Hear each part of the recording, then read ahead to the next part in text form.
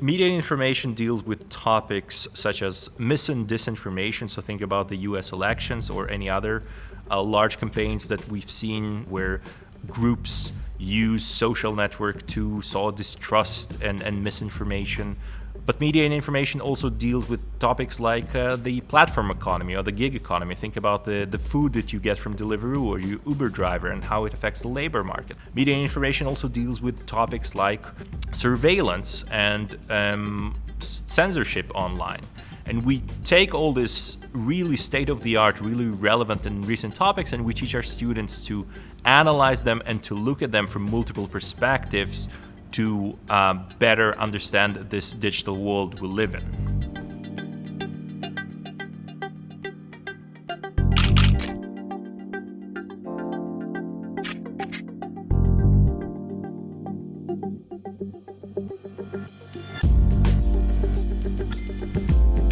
What's the difference between media and information and media and culture and something like communication sciences, which is a completely different faculty?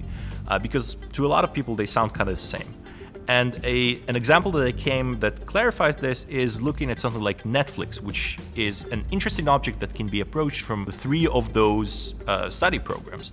We at M&I would look at Netflix as an infrastructure, something that allows content to be delivered, that surveys its audience to some extent and extracts information about our viewing habits in order to make new things. Media and culture would probably look at the content of Netflix, at the cultural meaning of the different types of shows on Netflix and how they connect to the broader history of film and television. Whereas communication science would probably examine the reception on Netflix and do so through mostly quantitative means. For example, by running a survey of people who watch the Netflix show or measuring the attitude change before and after experience with a Netflix show.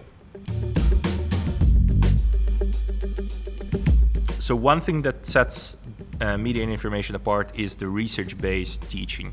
We have top-of-the-line researchers, well-known in their field, highly ranked in the world, that look into topics like AI fairness or misinformation networks or forum cultures and board cultures such as 4chan or 8kun that are in the heart of, large conspiracy campaigns.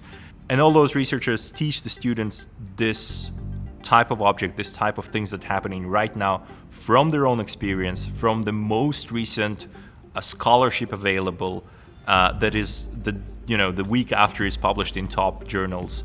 And you get to see research on these key emerging crucial issues coming up and to an extent participated as it happens.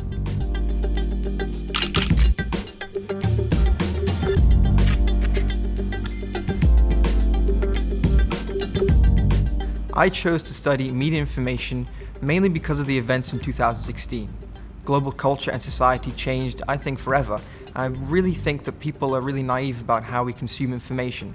Social media, for example, is becoming not just a source to interact with others and upload videos and photos. We're chatting on there, we're sharing news sources on there. I think we've entered a new paradigm of what is trustworthy and what is untrustworthy. And also, the events of the US election in 2016 and also the Brexit referendum really highlighted how media, social media particularly, can be a powerful tool and a force for change. And I don't think people really understand that yet. So I decided to take this course just to understand and operationalize the entire aspects behind our political lives today. The program Media Information on a weekly basis is quite well structured. You'll probably spend your weekends in front of the books, highlighting, making notes, because most of the courses are quite theory-based, so don't think it's just watching films, etc.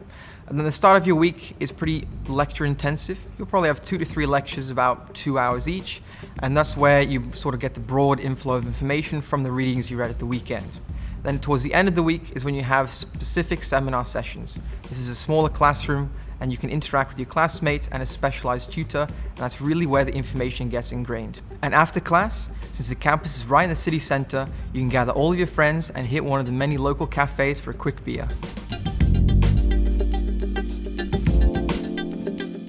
Our students end up in a bunch of places. This is a broad program, and they develop a wide variety of skills, one key of them being the ability to write analytically.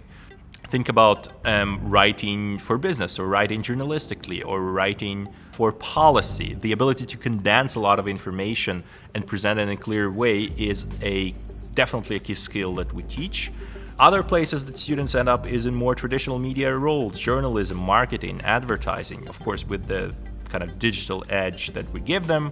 Another place that we see our students go is into various entrepreneurship routes, because our program exposes them to what happens in this digital world and might give them a leg up in setting up their own business. And finally, and we're very happy, we have information specialists in libraries and archives, people who do curatorial work, people who make information more accessible and more open to the public.